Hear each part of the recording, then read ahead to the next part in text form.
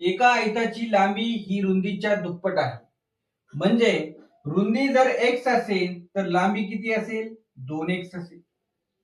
आता आयताचे क्षेत्रफळ बरोबर काय? लांबी गुणिले रुंदी.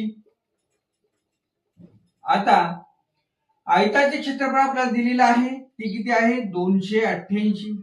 आता या आयताची लांबी किती आहे? 2x आहे. 2x इथे ठेवा. रुंदी किती आहे? x आहे. x इथे ठेवा. मग 288 बरोबर काय येईल? 2x चा वर्ग. म्हणजे x चा वर्ग बरोबर हे दोन इकडे भागाकारामध्ये येतील.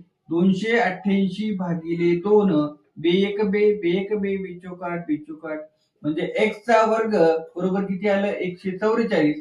आणि दोन्ही बाजूचं जर वर्गमूळ घेतलं तर x बरोबर किती येईल? 12 येईल. म्हणजे त्या आयताची रुंदी किती आहे? 12 आणि लांबी रुंदीच्या दुप्पट आहे. म्हणजे 12 दुने 24 म्हणजे लांबी किती आहे? 24 आहे.